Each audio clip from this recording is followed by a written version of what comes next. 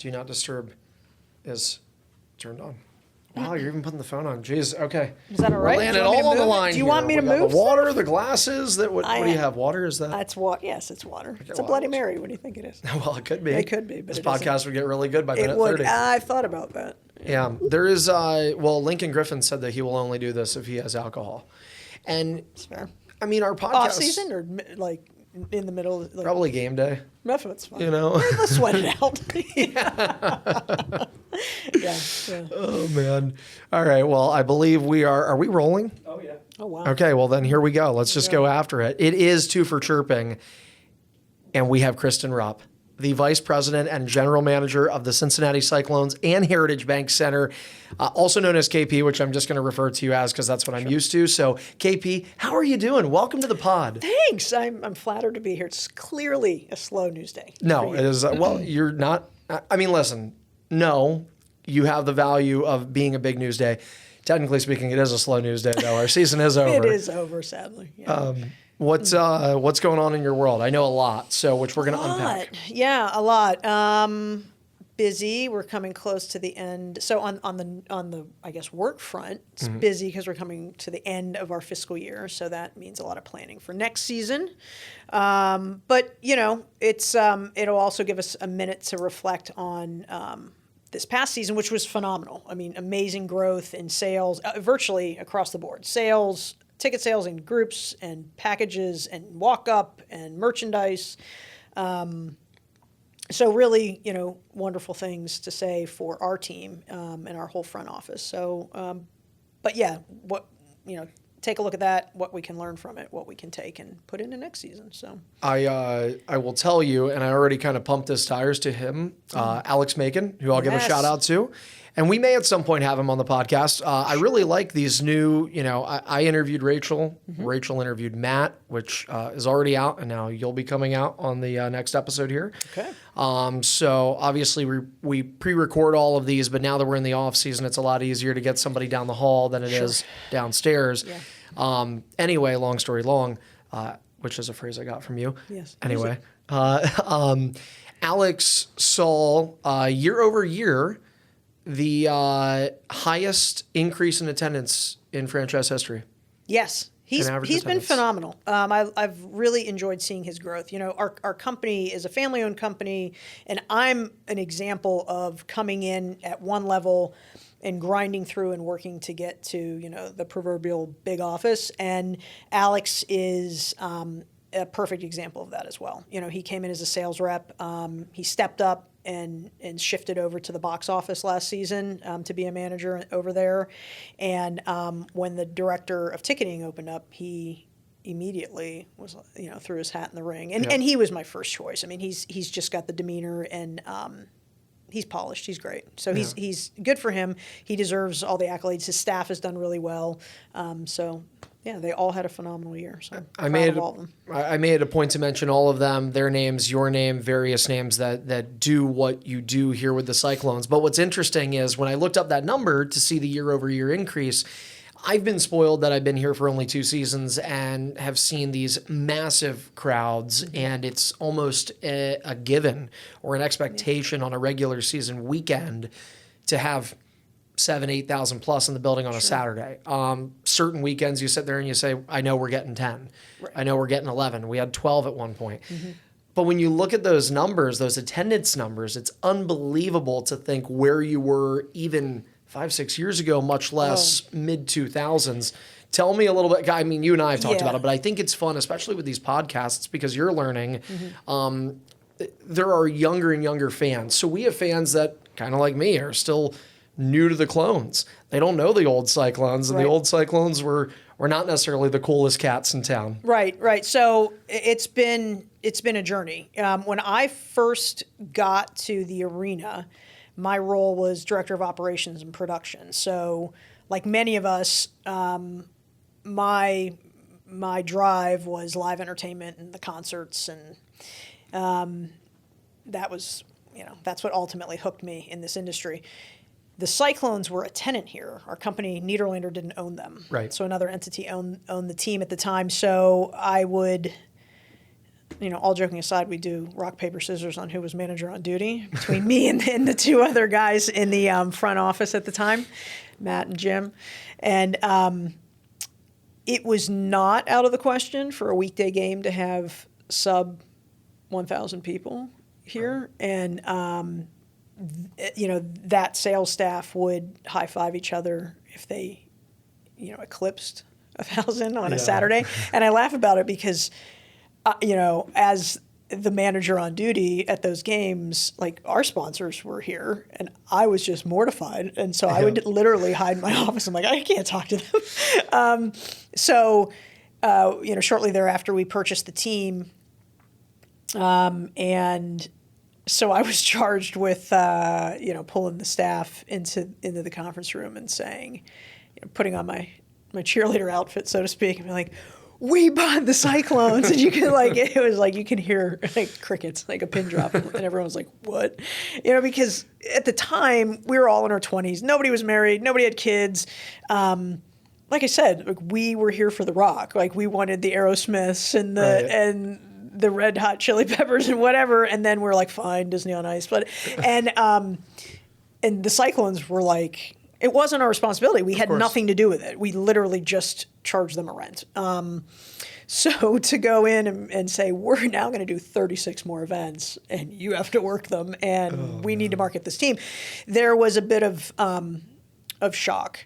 And but to that, I think the fact that all of us came up with a live entertainment background and that marketing lens, so to speak, that I think has really been the driver for our success.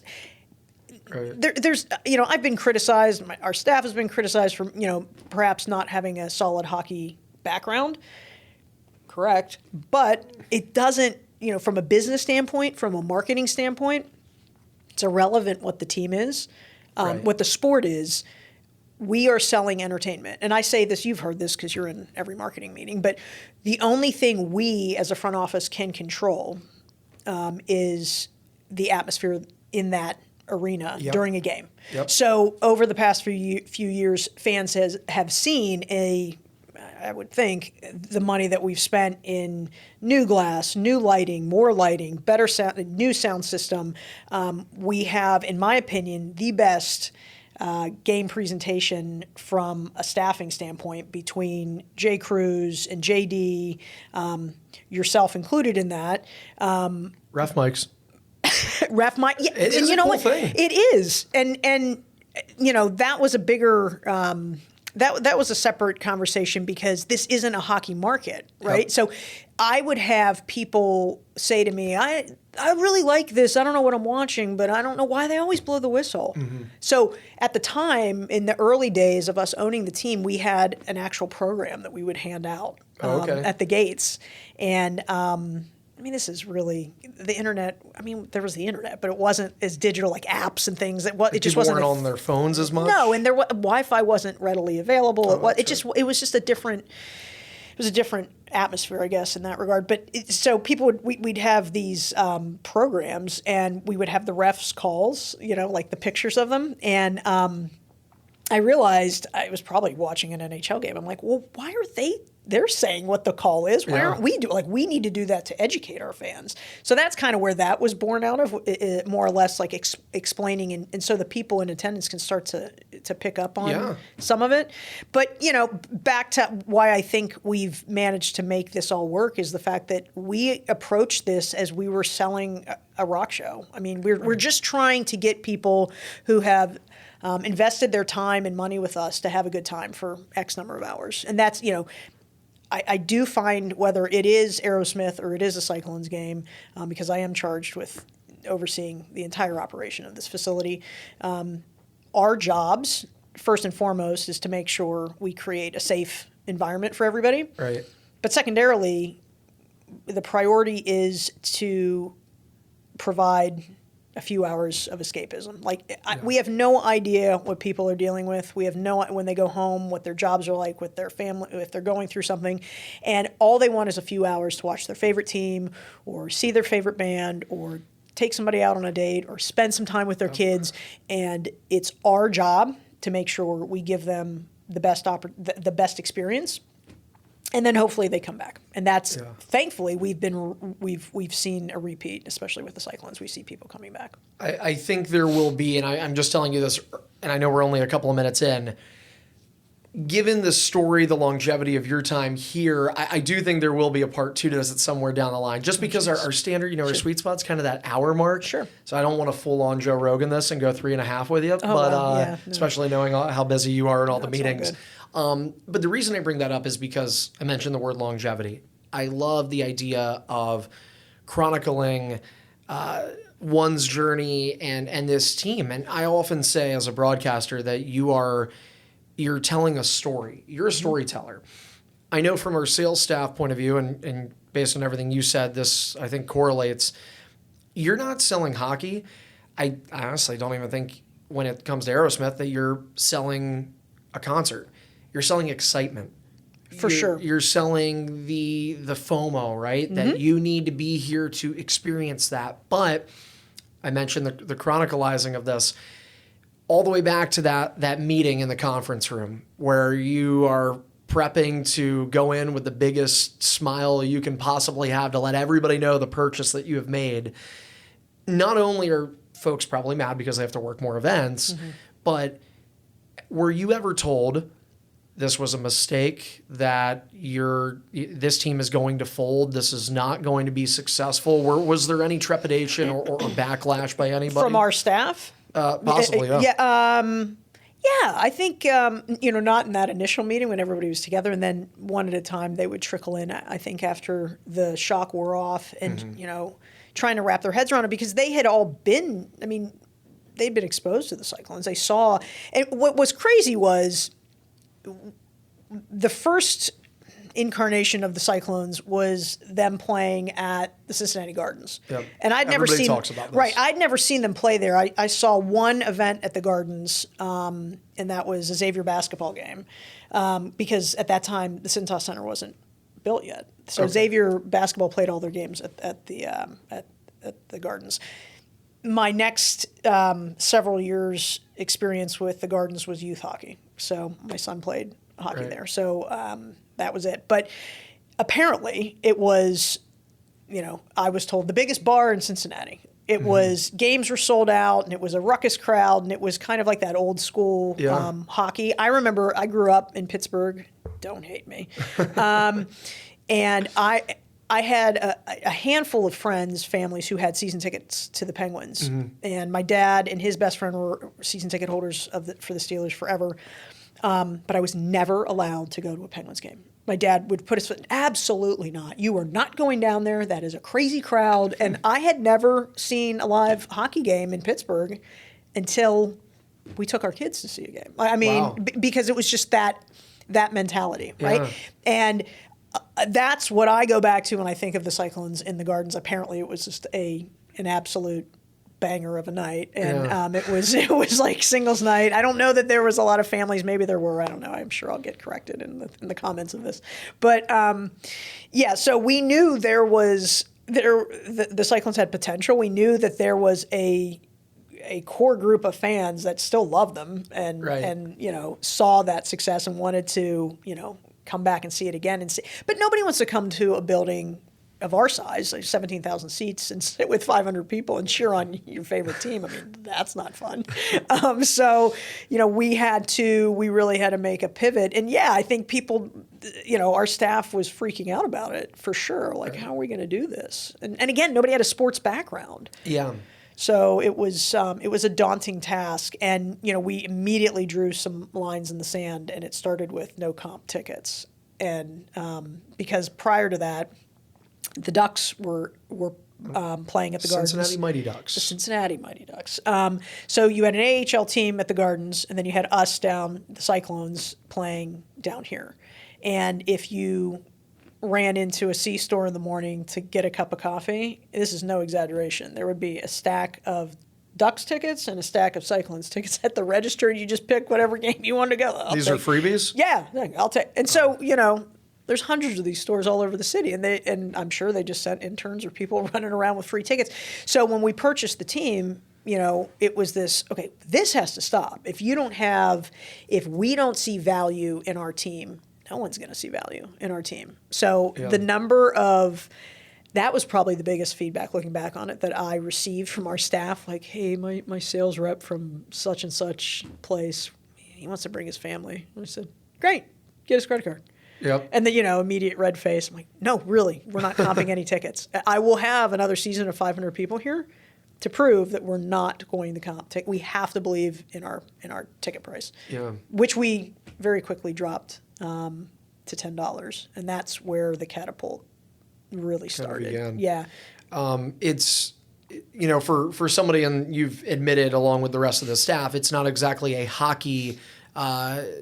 I don't want to say hockey intelligent. Like, I'm not trying to insult anybody, but this is not everyone's the hockey first IQ choice. isn't. Yeah, this isn't a hotbed for hockey, right? This isn't Hockey Town. We're not in Detroit. Well, and I ask that because even though we're saying that, we are kind of bringing back the annals of history with this town and this city. And I don't know, and forgive me, maybe I should have known this, but I believe you were around for that time period where the Mighty Ducks and Cyclones existed as two entities. For sure. So to that point, this is such I don't know if fascinating is the right word, but when I went to do my research of this team and the history behind it and the city and the sport in the city, it's like the Cyclones were around. They were that IHL team at the Gardens that everybody adored, and kind of like you talk about, which it's funny because it's no secret, like we've talked about it, and this is kind of a tell-all podcast, like I worked in Peoria, and they said the same thing about the 90s and the 80s, where they were in the IHL and then the ECHL, and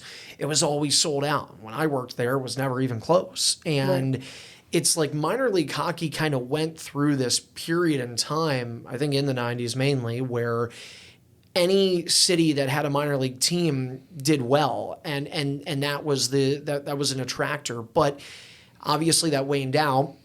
The IHL Cyclones fizzled out. The Mighty Ducks became a thing.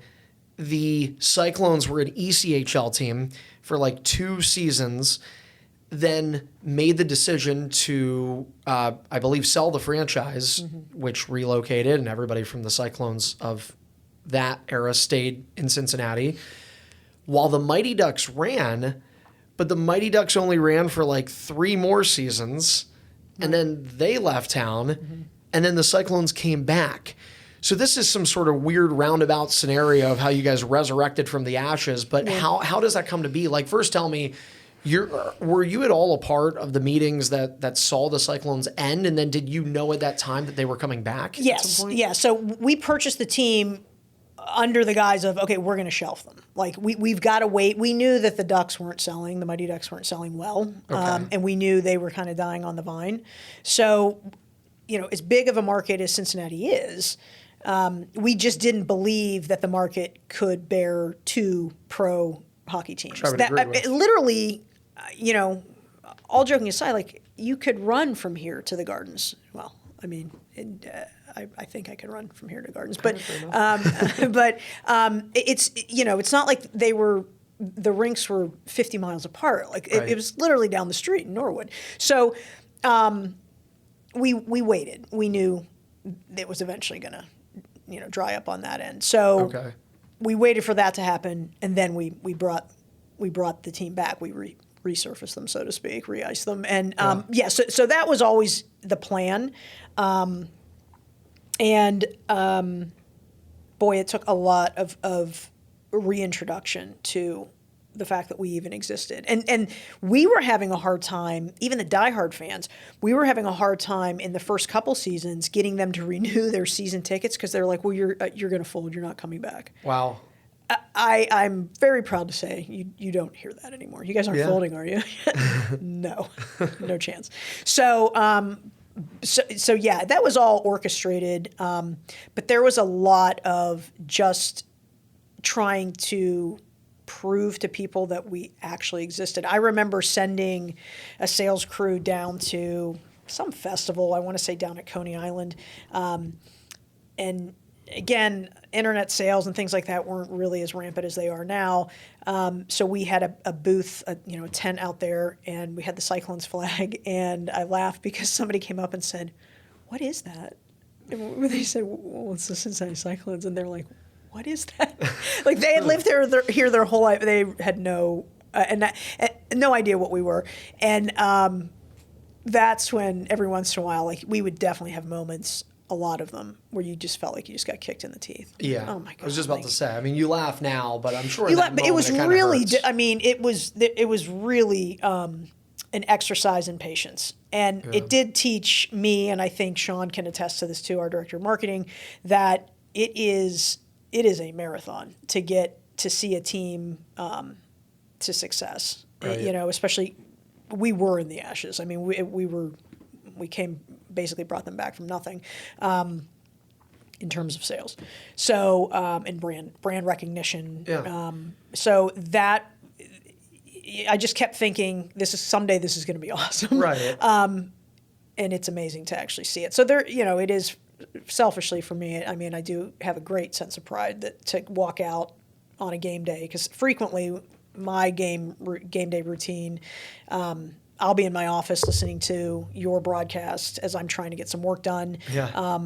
And I've said this to you, and I'll say it publicly. I love your broadcast. I do think you do a fantastic job telling the story.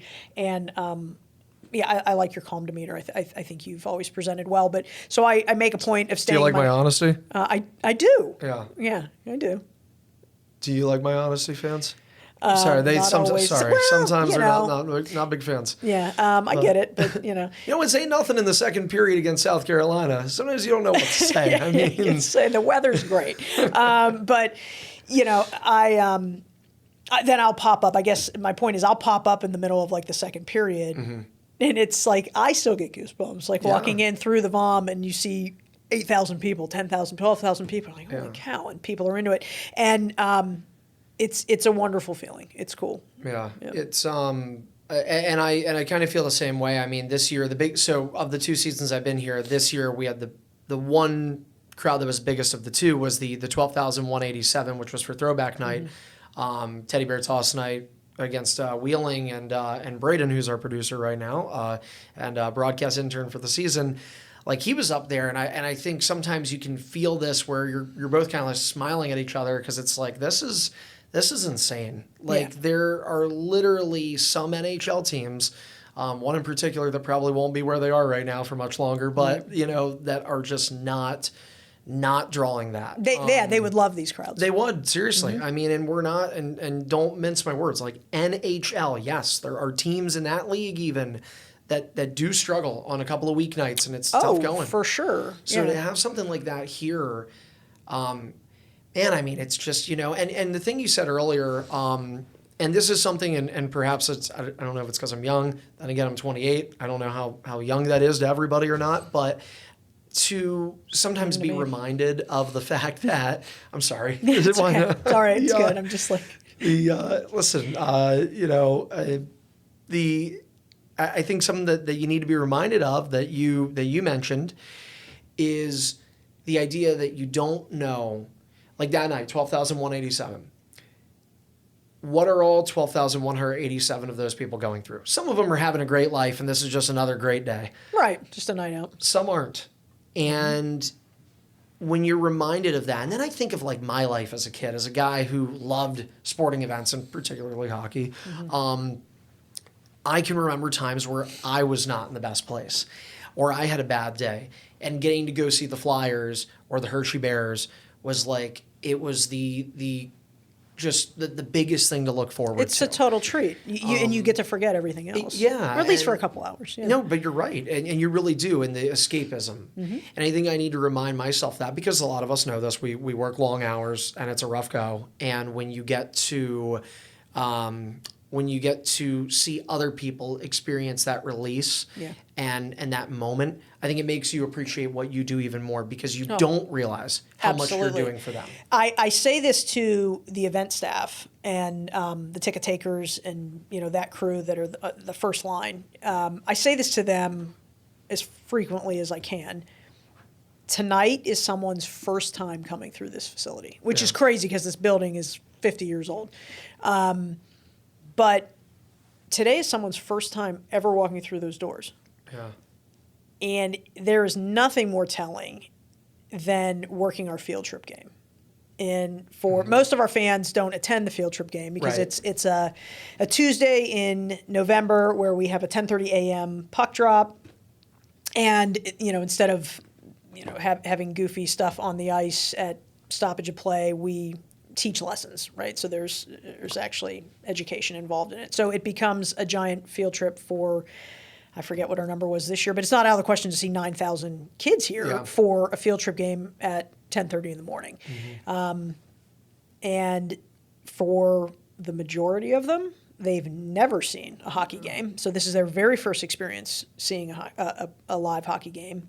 But the number of kids that came through those doors, and all of us, because it is just doors open at like 9 a.m. Right. And if a bus shows up early, we're not going to let the kids stand out there if it's raining or whatever. We just let them in. So literally the entire front office has scanners and is scanning tickets. Like I'm up there, all of corporate sales. I mean, everybody is working a door. Yeah. And every door becomes an entrance. Every door becomes a gate. So we had my admin was next to me scanning tickets, and a little girl came in and was so overwhelmed with excitement that she started tearing up and just ran to Karen, my admin, and hugged her. And she's like, I've never been here. Like, so this child's never gone to see any of it. And listen, live entertainment is not inexpensive. No. I get it. So it puts it in perspective, and this because this is one of the things you're tapped with. But from a PR standpoint, but just as trying to be good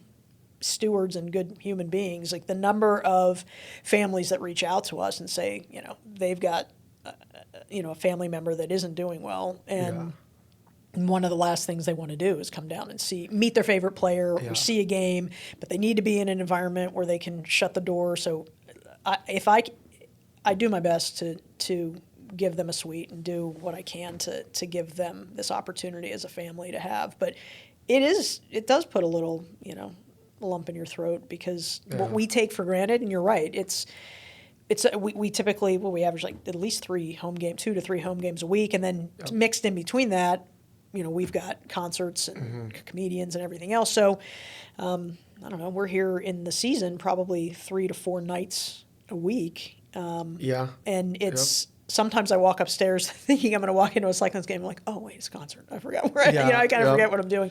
But this we're in the business of escapism and giving people an outlet and letting them forget. So those education games too. What I think is really cool, and I would actually love to talk to you about this because, again, this is the behind the scenes, the stuff that you don't really ever think of because as I got out of college and into this world of sports, an education game once or twice a year has been commonplace, but that has not always been the case in minor league sports. Somewhere along the line, it became such a thing, and it's amazing with the, and all teams do this. Like, look, we're the minor league team, but the Reds, FC, the Bengals, they're doing community initiatives as well. Sure. I think what's so cool about the education games, the field trip games, whatever you want to call them, is that there's the extra tethered asset of we're also going to go visit a lot of these schools after the fact. Yep. And it's something like I never had that as a kid, but I can't imagine what it would have been like to see a professional athlete walk in the door. In your school, sure. And I'm like, oh my gosh, like, this is like, and to these kids, to these 6, 7, 8-year-olds, like these guys are famous. Oh yeah, right? Well, and they're huge, right? They're huge human beings in most cases. Like they come in and their jaws just drop. When you get to do that, and I was fortunate to go on these school visits and be a part of some of them this year.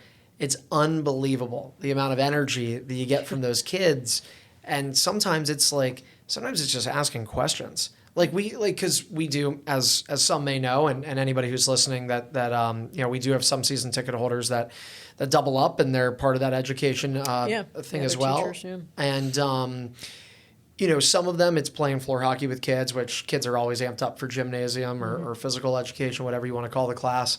And then some of them are just sitting there doing Q&A, and everyone's a little shy at first, and there's 30 kids, and next thing you know, you answer 100 questions in half an hour. Oh, yeah. From do you fight, what's your favorite color, all these things, but it's like there's such a sense of community there. Sure. And it's impressionable for those kids. So to kind of, again, circle back to the whole thing, I am curious with you, that to me is a marquee event for the Cyclones every year, as it is for many teams. Right. When did that become a thing? When did you first start seeing those morning games? Because it's imitation, right? I mean, you had to have seen it from somewhere else. Yeah, I mean, listen, I'll steal a great idea from anybody. We all will. Yeah, I don't care if it's baseball or whatever. And I hope teams see our success and steal those ideas coming. Yeah. But, yes, it was something that I'm sure a baseball or another hockey team had done. And the reality was I had a very funny conversation with my best friend whose husband is a major sponsor here. And she has 4 kids. And she said, I don't even know how this came about, but I said something like, well, why don't you've never even been to a Cyclones game. She's like, oh, well, we're not a hockey family. And I said, I feed my kids with this game. Like, what are you talking about? She's like, well, basically brushed it off because she said, well, my husband's, he's supporting you. Like, it's good. Like, we're cool. We're even, right? And I was like, and I got so, and not that this will surprise you, but I got so fired up. I'm like, you know what? I'm taking the parents out of it. Forget it. Yeah. There's thousands of I'm not a hockey family parents. So guess what? You're out. I'm going to backdoor you, and I'm going to bring your kids in through a field trip game.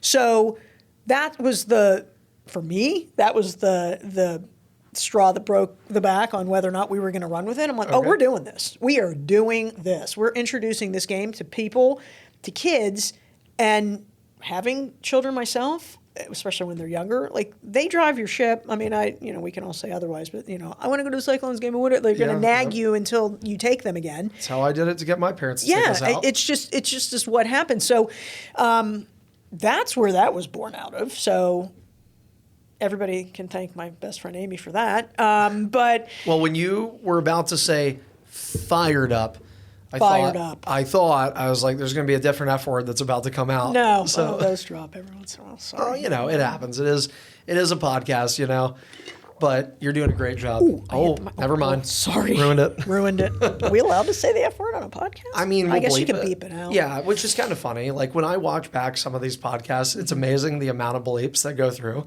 And then I sit there and, like, we've talked about this, like the whole, you're trying to, like, in my case, like, you're trying to elevate your broadcast career. And I'm like, how much of this can even be sent to a team? Right. You're like, here's me dropping the F-bomb 10 times. Well, I mean, that's just a Tuesday. We're having fun. Yeah, we're just having fun, Yeah. So credit to Amy for that. Yeah. When did you start seeing, and I want to pivot from this idea, but the one more thing I want to ask you about these field trip games is, was it always as successful as it is now, these 9,000 fans in the building? How did that grow? I'd have to go back and I have a terrible short-term memory. No, they weren't always that successful. We had one year where because the Cyclones would get their schedule from the ECHL, and if back then we just weren't selling the way we are now. So if my counterpart in the office, who also programs the building, had an opportunity to book a band and it conflicted with a Cyclones game, guess what? Cyclones got bounced out. So one year we lost our field trip game because I want to say it was the Eagles it was like a classic, like, we need to have this band. Yeah. Fleetwood Mac, somebody, it was somebody good. So we bounced the game. We lost that year's field trip game. That next year was when the first time we saw, like, eclipsed like 8,000 kids. And then the following year, we thought, well, it did so well, we'll do 2 of them.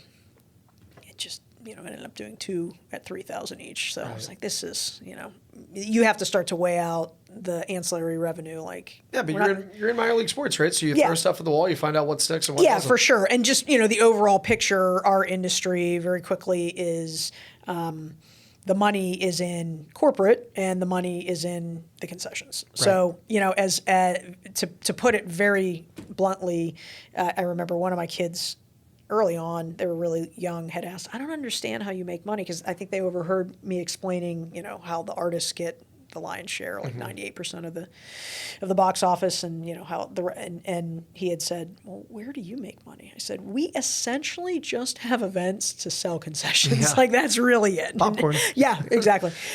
So you start to take a look at that, and you're like, well, I'm not selling any beer on field trip games, so right. We're just going to do one field trip game and then go back to to beer nights. But and then after that, I think we got into. I charged one person only with doing field trip, really spearheading it, and that helped because we have this team of Cyclone sales reps that are selling all 36 games right. plus postseason. But the field trip game is so unique and so different. Like, you're coordinating bus parking and you're working with the police and to figure out, because when we have these games, as kids do not cross the street ever to come to enter the building, but yet you have 9,000 kids. I don't know, do the math quick. 9,000, there's only, I think, 40 on a bus. Like, hundreds of buses are wrapped around the city. So, we have to work with them to get them in. So I think when I moved it off of the plate of the sales staff and said, no, one person is going to run with this ball, right. that helped too. And that seems to have been the secret sauce. And, now we've built a reputation. Now it's just, people look for it.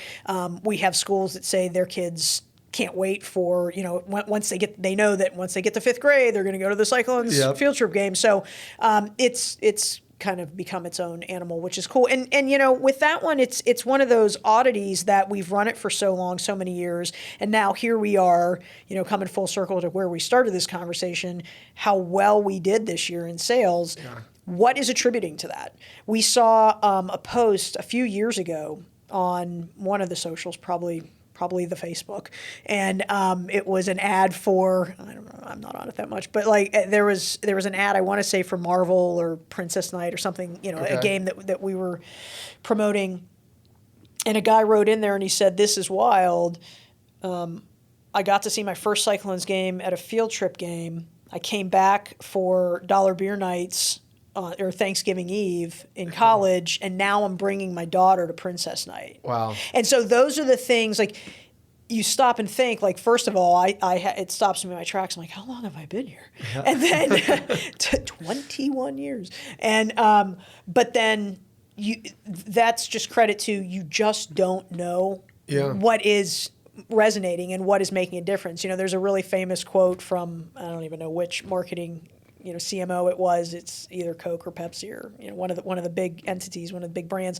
And he had said years ago, 50% of my marketing is working, and 50% is not. I just don't know which 50% it is. So so dollars and cents wise, at the end when we pull a P&L for field trip game, do we make as much money on a field trip game as we do a Saturday night where there's 10,000 people and everybody's double-fisted with beer and drinking or eating, 2 meals while they're here?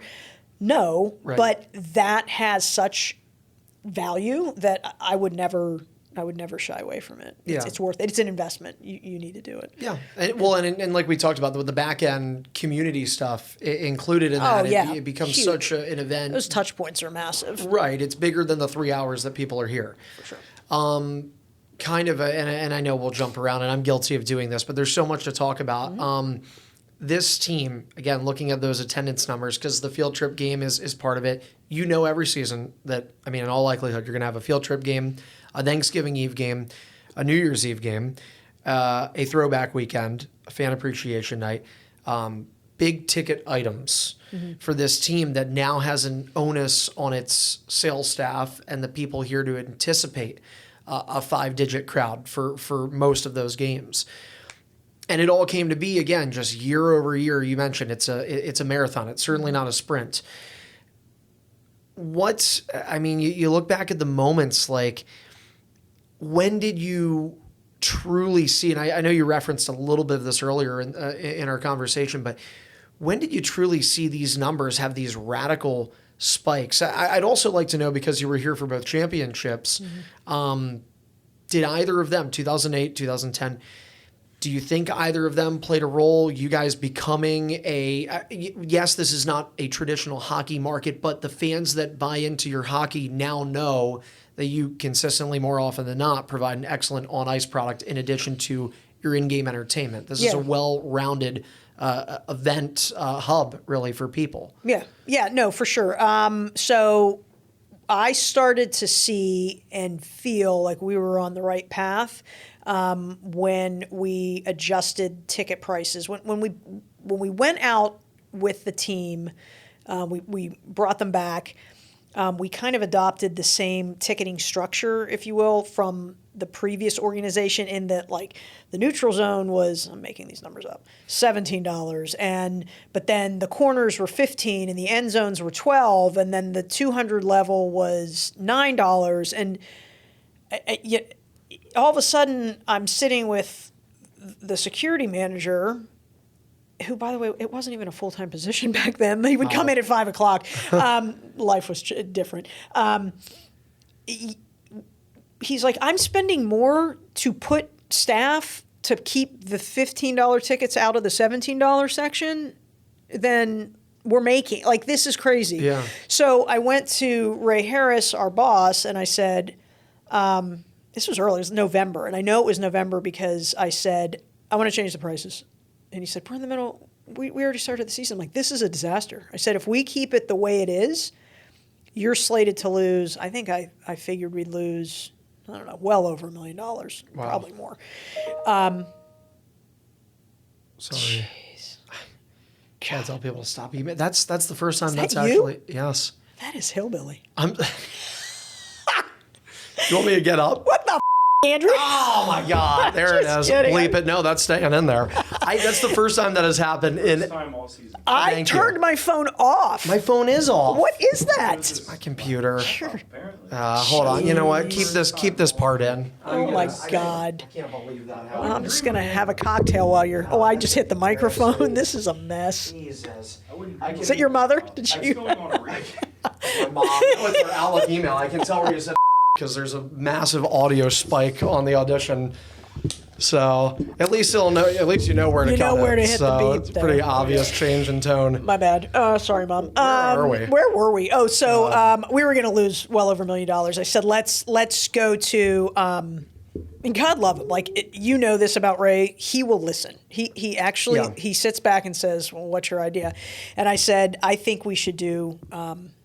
I think we should just do flat $10 tickets. And I explained, I'm like, we are spending, I could drop my staffing numbers by like a third. I don't need these many people here. So like now that's a huge expense. Like, get off the books. I said, and then there's a part two to this. I want to drop concessions. I want to do dollar beers. And he, wow. So we joke around. So here's the genesis behind this. Yeah. So we joke around about this now with Ray that he pauses. I call it the pregnant pause. Okay. And he just doesn't speak. And I've said to all new employees, don't talk through the pause, because he's thinking. All right. All right, so don't talk through the pause. It's good for me to know. Yeah. So he pregnant paused me, and I let it go.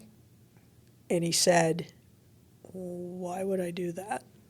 And I said, well, first of all, I'm going to find a couple of the cheaper beers, the less expensive beers. Right. So our cost of goods is lower. But it really, really drove me crazy that we are surrounded by so many colleges and universities in Cincinnati, and we couldn't get any kids to come to these games. Yeah. And I said to him, honestly, Ray, I'd come for $1 beer. I mean, I went to Ohio University, so the bar was low. what really motivated me? But I said, if we do this, like, I'm telling you, they're going to come out. And he pregnant paused me again. And he said, well, what if the same number comes out and now I didn't make any money in beer? And I said, oh, that's not going to happen. I know for a fact it's not going to happen. He said, bet on yourself. And he said, well, I'll give you the month of December. Run it, because I wanted to immediately flip it for the whole season. Okay. And he said, I'll let you do it in December. That first game was bananas. And I ended up on WLW. I don't even know who I was on the radio with, but they're like, what in the hell is going on? Like, and I said, listen, we want to bring back the Cyclones of old from the Gardens. Let's make it the biggest bar in town. Like, this is where the action is. This is where you should be on Wednesday nights. It's our Christmas gift to the Cincinnati community. $10 tickets, $1 beers. And then we had a series of December games, 4 or 5, I guess, and they all killed it considerably. And I went back to Ray and I said, I'm just running with this. And that was the championship. That was the 2008 championship year. Oh, wow. So from that point forward, we had a flat $10 ticket. Yeah. And we had $1 beers during the week. And then that next off season, we tried to identify, okay, what are the drivers? Like, now we're on to something. Like, we were seeing it. Like, something was clicking. And we had a partner, a hot dog partner that stepped up. And so then we started doing $1 hot dogs.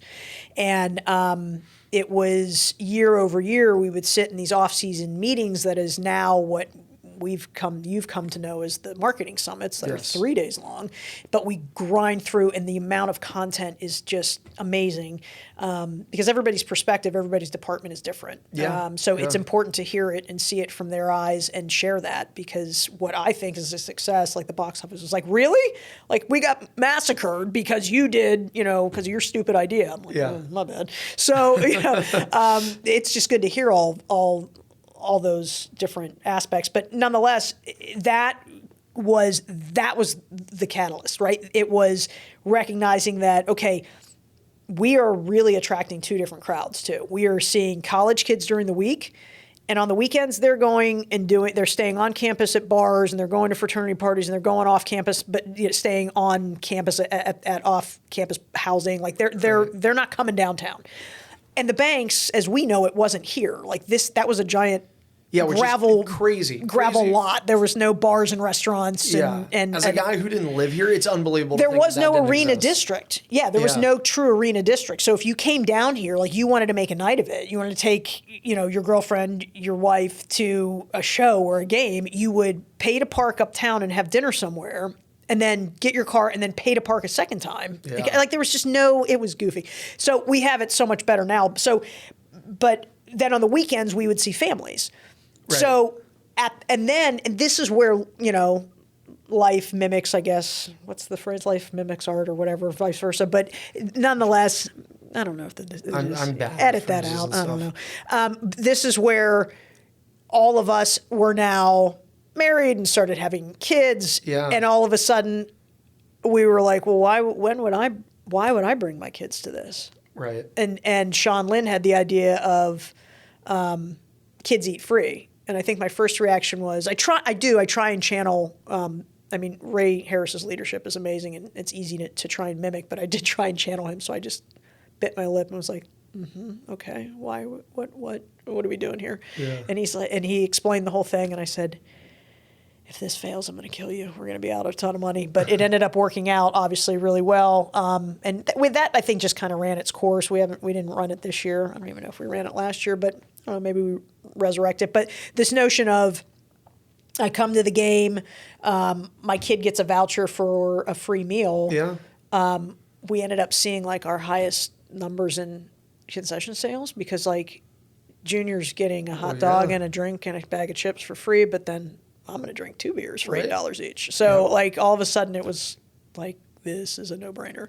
So, we've tried to keep that thought process of, we really are marketing to 2 different groups. Now, it's been interesting the last 2 years, post-COVID, we see the college kids. We do see the college kids down here on the weekends, and we do see the families here during the week. So, we kind of try and thread that needle, as best we can. But you're going to see the discounted food items on the weekend and the discounted beer during the week.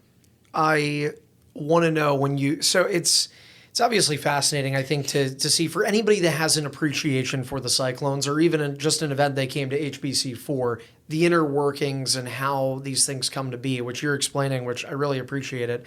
But to see this, I think what we're talking about in a lot of ways is, whether it be Kids Eat Free or the $1 beers, or what promotions that we talk about a lot during those 3 summit days and marketing meetings throughout every week. It's trying to build a winning front office product, which is hard to do. Yeah. And kind of like on the ice, a winning product. And I don't mean just winning like how we've been lately. A championship winning product is hard to do. For an office full of individuals like yourself, admittedly, who didn't have a heartstring attached to the game of hockey, I still believe in, and fans do it too. There's always that phrasing of bandwagoning, fair weather fans, Sure. whatever. Sure. But I think people come together, especially when you're working here, when the getting's good on the ice still. Oh, yeah. Winning makes a difference. Yeah. You had asked, and I skipped that. I don't mean to interrupt, but when we won in 2008, Yeah. that's the icing on the cake. Like, everybody wants to be around a winning product. Right. I mean, look at our neighbors down the street with the Bengals. Yeah. Like, I mean, holy cow, like, unbelievable run. And it's hard not to be excited for them. Like, Yeah. I'm super happy for them. It's great because as somebody who came from, admittingly, like a big football town, I remember coming here and being the first time I went to a Bengals game, I was so fired up, and it was like horrible. There was no one here. It was at Riverfront Stadium. There was no one at the game. It was just sad. Yeah. So it's so awesome, and that is infectious. Like, FC's killing it. Like, good for them. That's great. Love to see the Reds see that success too. And they'll get there. I know baseball is just a different animal, and it takes a couple years to turn it around. But winning makes a difference for sure. And I interrupted you. Sorry. No, it's okay. The reason I wanted to ask you that is take me through kind of your lens, your eyes to 2008 to 2010, because like I said, we've had a winning product. 2 years here, I've been very fortunate, especially year 1 to 2. Feels like a very different team. But at the end of the day, unfortunately, you come short. And I think this year was a reality check for me, because I really did think all year, I was like, this team is going to have a far run. Yeah. I don't want to make the proclamation of saying like, oh, this is it. I know we're going to be the guys.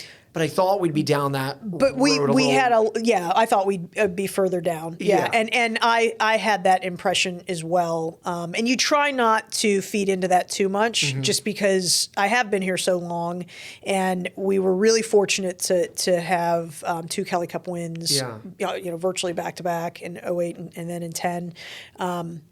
And it was, it's something that you can feel it. I mean, you travel with the team. I mean, I only travel when they get to the finals, but, what was the question? Well, no, it's fine. It's fine. We're jumping around. This is a podcast. I continuously go back to that. Maybe the question wasn't even said yet, but it's just like, I feel like my takeaway from this year is, in any league and every league, it's hard to win. And I'm not talking about winning games. I'm talking about winning the game, winning the championship. Yeah. But for you, what were those journeys like? What was it like to start seeing it unfold in the playoffs or in the regular season, then seeing it unfold in the playoffs, and then all of a sudden, those crowds and that atmosphere you're talking about, the Bengals, I've looked up the attendance numbers. That was the atmosphere here. Yeah. And to be there for it, to be somebody who, along with the staff up here, I say up here because we're recording this on the 3rd floor, which is where our front offices are. But anyway, the more you know, to be with this group, this collective of individuals who maybe never picked up a stick in their life or played a game of hockey in their life, but all of a sudden became so invested in this team, not just because it's what gets them a paycheck every other week, but because they're passionate about those guys on the ice. Yeah. What was it like for you to experience that with these people, with a hockey team, and as a boss, as a general manager, as a vice president, be a champion? It was amazing.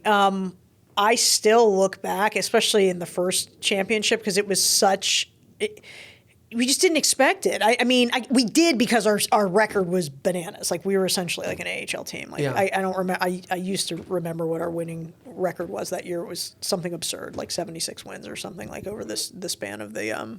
You'd have to look it up, but like it was nuts. Yes. I know it was a way better team than 10. Everything I was told was 10 was kind of a surprise. 10 was a surprise. Chuck Weber pulled a rabbit out of his hat and coached his arse off and did amazing work. 2008 was literally Kevin Oldhouse, our corporate sales guy, said it best one in the middle of that season. He said, "Do you realize that every single time we unlock the doors, we win?" I'm like, yeah, we do. Yeah. I mean, we won every game. So we weren't surprised to win, but we had no point of reference. I mean, I'd never won a championship I'd never worked for another pro team. Right. Again, live entertainment. Like, I was the idiot running around with a radio, like loading in shows, like at the amphitheater, at the theater, at the club. Like or even here, like that. I didn't do sports. I didn't do the sport ball. So I didn't have a point of reference, but as we were getting closer and deeper and deeper and deeper into the playoffs, we're like, holy hell, like this is going to happen. This is how ill prepared we were. This is a true story. So in 2008,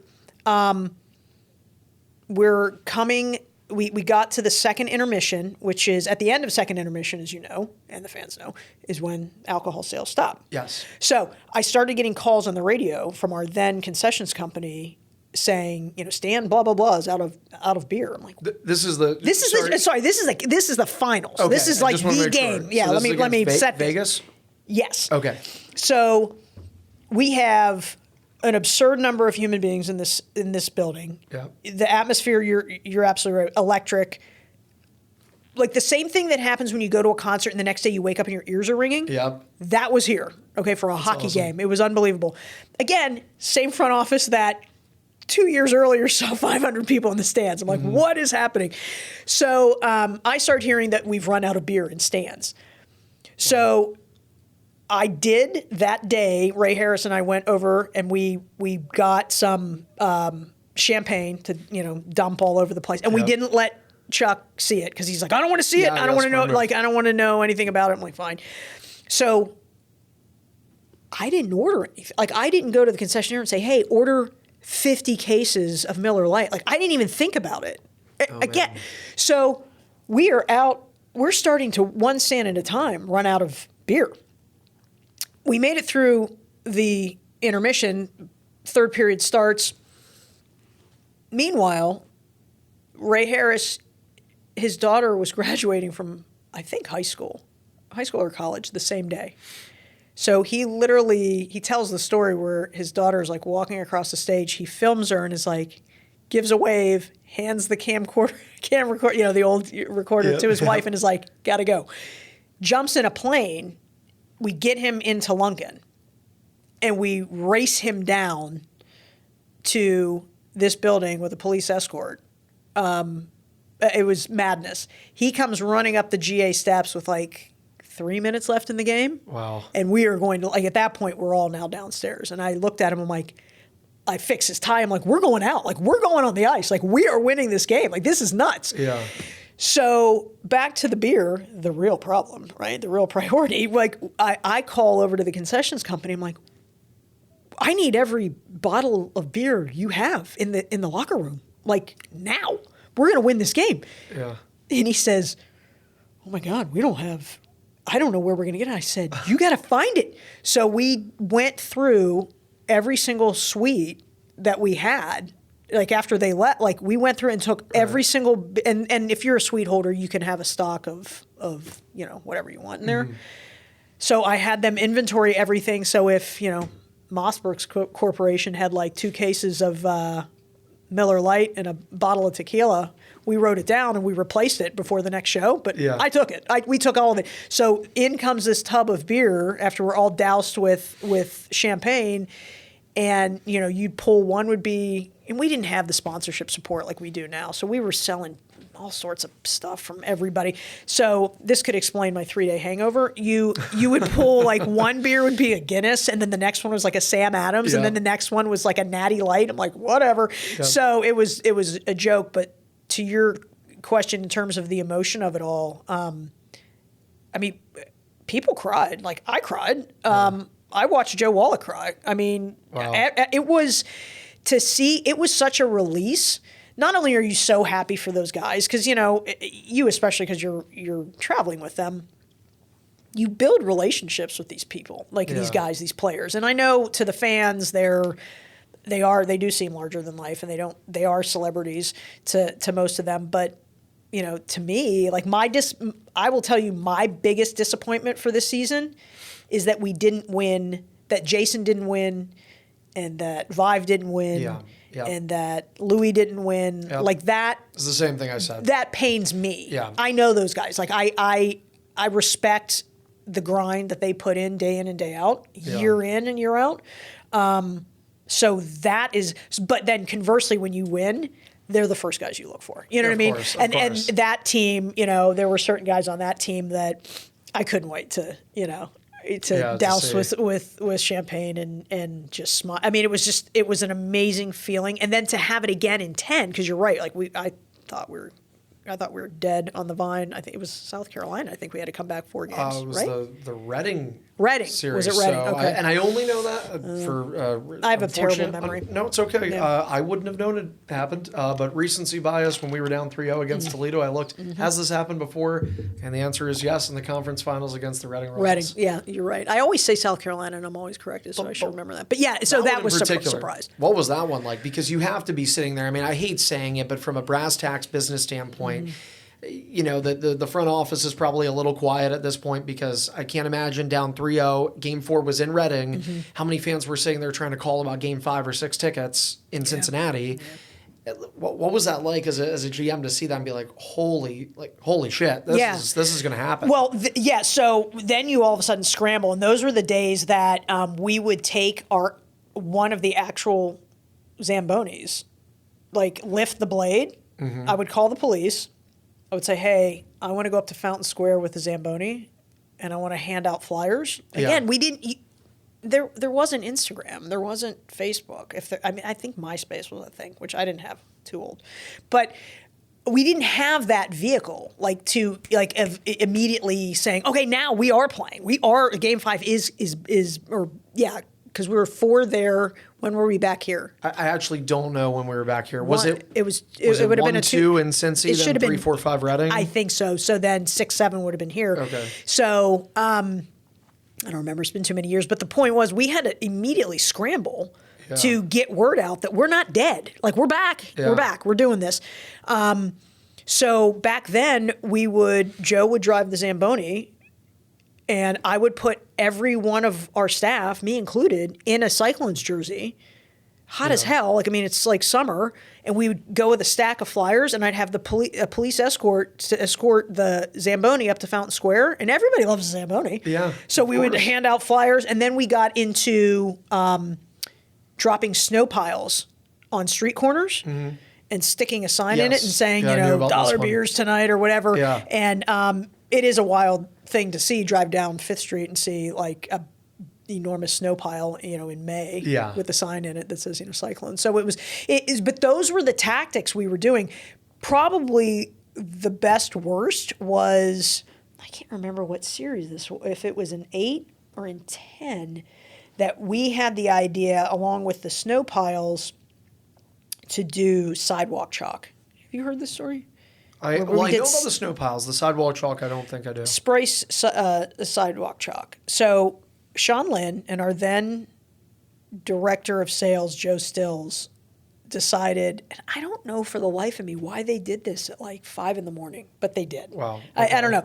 But they were uptown with these stencils that said $, whatever our promotion was, $1 pizza, $1 hot dogs, $1 beer, whatever. And they had compressed chalk, like it looked like a spray can, like a spray paint can, but it was chalk. Right. And they were hitting all the sidewalks. So I guess they were up at Fountain Square and they were hitting Fountain Square with, news that this game is whatever. Yeah. I got a phone call, and this is how long ago this was. I remember taking the phone call, standing in my kitchen, holding one of my kids. I can't remember which one it was, but they had a bottle, and I looked over, and it was Sean Lynn's cell phone calling me, and I'm like, and it was dark 30. I mean, it was 5. That's what I'm saying. It was 4:30, 5:30 in the morning. It was crazy early. So I answer it. I'm like, hey, what's up? His voice was like 6 octaves higher. He was like, I need you to talk to the police for me. And he was freaking out. Like, I couldn't even recognize his voice. I'm like, what is going on? So he ends up handing the phone to the police officer, and he goes, this is officer blah, blah, blah. I don't even know who it was. And I'm like, hey, this is Kristin Ropp from the arena. And he's like, oh, KP. I'm like, and then I knew who it was. I don't remember who it was now. But he goes, I got one of your employees here. I'm about to arrest him because he thought he was spray painting like the ground, like all over the cities. Like we've got and graffiti on a train. Yeah. And but that's how we were getting message out that we had a game. Like you know what I mean. And meanwhile, the rest of the story is that Joe Stills was scared and hiding behind a giant one of those pots with the flowers in it. Like he wasn't helping his buddy out. He was just like, good luck, buddy. I'll call the boss and get you bailed out. But anyways, we had to go up and send a pressure washer and pressure wash all the chalk off the street. Oh my gosh. It was stupid. But anyways, it's stupid stories. But like looking back then, like those were the antics. Those were the tactics we had to take to get word out that we had a game like in 24 hours. Yeah. I can't imagine what that was like. I do want to mention, because I hear everything that goes on in this room. Braden, I heard you put your mic on and then take it off. Maybe I was wrong. I don't know, because you were around, right? Because, I mean, Braden's from this area. Mm-hmm. Like, you were around maybe for one of those championships, or at least knew what was going on in town? I knew of both of them. I wasn't at any games. The only thing I was going to say was that I'm pretty sure Cincinnati won 2 Game 7s in that 2010 run, because I think when we were looking back on it before the Fort Wayne series. I think you're right. Seeing how many Game 7s they'd won. They won in Game 7 the series before Reading, and they won Game 7 the series against Reading too. Yeah. Okay. So unbelievable. We talked about just kind of pulling a rabbit out of your hat. Going 7 games, and then you go Turn 7 around, games, fall down 3-0, come back from that to win 4 straight, including another Game 7. It's just pretty cool. Yeah, Game 7s are crazy special and nerve-wracking, but... oh my gosh. I've been fortunate to have now done 2, which is incredible. I seriously value, again, as a hockey guy, I value that so much, getting the opportunity to do it. And I can tell you right now, both of them, I am never nervous. I'm very, very like cool as a cucumber. Yeah. Like the only thing, because I've heard people say, hey, if you're not nervous, that's not normal. Like to a degree, I have a level of nerves, of anxiety, but it's all positive. It's all positive, sure. right? Yeah. But the last 2 years, those Game 7s, like, it is a weird day for me. And I think in my head, because I know how special they are, it's the first time I ever feel like there's so much pressure on the broadcast.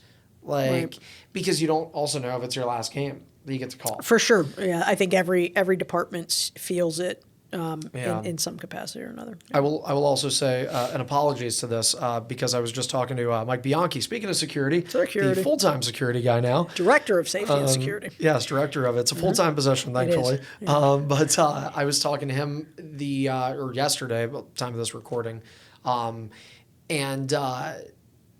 we brought that series up, that Reading Cincy series where you guys came back 3-0 in 2010. And, of course, truthfully, me at the time, I'm a 16-year-old that knows nothing about the Cincinnati Cyclones. I don't even know you guys exist. And he had told me, you guys got all that. What a huge accomplishment it had been. First time it had happened in hockey in, 50 years or something like that. Only for the Philadelphia Flyers to do it within the same week. And pretty much take away all your thunder. Right. And I do remember that series because that was unbelievable. Yeah, and I think in both instances of winning the Kelly Cup, I could be wrong. I know in 2008 we didn't. I don't think we got it in 2010. We still weren't the front page of the Inquirer. Yeah. Front page of sports. Yeah. But it was a bummer. But it's a piece of humble pie. That's the way it is. That's fair. I will say when I asked Braden that question there, I quickly took a peek at my phone just because I realized we are going a while here. You said it. I don't have the watch on me, so had to cheat a little bit here. Right. But like I said, I want to do so much more because there are so many more topics. I find your journey so fascinating and interesting, and a story of perseverance, and I want to get into that. And I think there's a part 2 down the line where we can really dive into that. Okay. So I want to try and get near putting a bow on this one, though. Sure. Land it. I don't know. I don't know if this is the good question to end. It might be, but it's me putting you on the spot here. Hit me. All right. So, we talk about this atmosphere, and I like it because you and I both see what the fans say, good or bad. Sure. All right. And a lot of it you don't reply to, but you'll see it, and I think for me as somebody who hasn't been here for a long time, you think and you wonder, we're a minor league team in a major league city. Yeah. And you look at all these entities and you look at the growth of said properties. FC is probably the biggest one that sticks out. Yeah, they've done great. When you look at these big crowds and you look at the atmosphere here and you see that the game of hockey is starting to grow through the Cincinnati Cyclones Foundation, through the competitiveness, through the fact that this team is pretty much consistently a playoff team. The expectation is to put a winning product on the ice. Those fans once in a while start drifting out there and going, why doesn't Cincinnati have an NHL team? And again, I know I'm kind of putting you on the spot here, but I look at the media exposure, I look at the fan base increase, I look at the interest of the game, the growth of the game, and I know that this isn't happening in a year from now. But there's always that subset of fans that see, and let's just call it for what it is, I referenced it earlier, that like bad news recently for the Arizona Coyotes. Yeah. There are always talks about, and for that matter, the AHL as well, which the city once held that team or that league. There's always talks about these new markets. And hell, there's always talks about Heritage Bank Center and the next upgrade it's going to get and all those kinds of things. And now there's talks of the next arena that might be coming to downtown Cincinnati. Yeah. Which we're in those talks. So, and so again, I know this is a big thing, but for the fans that say that, let me ask you this. Do you think this city could ever hold an NHL team? Do you think this city ever would entertain an NHL team? I don't know. I mean, ever is, I that's a real tough time frame, ever. That's fair. But I can say this. The ECHL structure and business model bodes really, really well for this city. Right. In that the salary cap, your expenses, and that number, we can not only cover that, but actually make a couple bucks. Right. When you go NHL, and I could be wrong, I haven't seen it this year, but normally the NHL ticket is the most expensive ticket of any three-letter league. Really? Yeah, I'm almost positive. Okay. And I think that's because the overhead is so significant. Yeah. I mean, they're playing a ton of games. Yep. It's not like, not that football doesn't have, I don't know, probably 4 times the roster. Like an NFL team probably has 4 times the roster as an NHL team, but they're only playing 16 games versus exactly. The travel day in and day out with an NHL organization. Like everything just increases exponentially. So ever, I don't know. I'm going to do my best through our foundation to grow the game of hockey and to get more and more kids to play. Yeah. And, we can talk about that in part 2. Yes, there's so much to talk about. But, and maybe then, you start to see those numbers increase and it warrants a harder look. But, right now, I think this is what I can say. I know the city, we're talking to the city about, a potential new arena for the greater Cincinnati area. And the notion that it has to be a 3-letter league to be the tenant, we have more than proven that isn't the case. Yeah. A profitable ECHL franchise, as the Cyclones are, can more than be that tenant anchor, that anchor tenant for that new facility, and everybody prosper as a result of it. So, I don't know. I think I've gone to a handful of NHL games. They are a treat. Yeah. It's wild because, I see so much of this hockey to then go and see the NHL live. You're like, it is like watching NASCAR. It's absurdly fast and just, passing is exquisite and everything, goes with it. But, wow, so are the prices. Yes. No, you were not wrong. There is, I think the last time we went in Pittsburgh, and it was an amazing game. It went into overtime. It was a playoff game against Tampa. Crosby scored the game winner. Oh, what a Henry moment. started crying. Like everybody was in one. I think Danny was curled up like a cat, asleep the entire time. He could have cared less. But I can't remember the hundreds of dollars we spent just in food. I mean, it's a different animal. It's a different animal, and let's just again be blunt. It's a different kind of family that can go to that. It's a different family, and it's very, very, very corporate driven. Yes, all right. So 100%. like you're talking about, just I don't. We walked into PPG Paints, and there was a kiosk, of food, and it was a chef rolling sushi. Wow. Yeah, I was like, oh, wow, that's cute. Yeah, like, where's the dollar beer? No dollar beers there. I'm going to go find the French fries. Permanis. I had that. But it has to be underwritten. I mean, at that level, it has to be or for a 3-letter league to be underwritten. It really, and to see success, you have to have the corporate support. Yeah. So I don't know. I mean, there's certainly plenty of corporate in Cincinnati, and I think there's enough people that have hockey knowledge and are from different markets that have moved in here for their jobs. But in the meantime, let me say this about all that. That is not my goal. That is not our organization's goal. Yep. We've never had those conversations, trying to get to a different league. We are very satisfied and happy with the ECHL. Yeah. We have found great success in it. And, it's fun. I said this, I say it to Sean all the time. I don't know that I would, I'm really happy operating a minor league team. Yeah. Because I'm confident that when people leave here, I've said this in meetings before as well. I wonder if we didn't put interns out at the gates and just say, "Who did we play?" Like I don't think they know who we played. Most of the crowd. Yeah. And then if quickly asked next, okay, let's say we lost. I mean, first of all, did you even know if we won or lost? Like I don't know. I think they might know that. Mm-hmm. But let's say for conversation's sake, we lost that game that evening. If would you come back? Yeah. Suddenly winning and losing when you're a 3-letter league because your ticket price goes from $22 to $175. Now I care.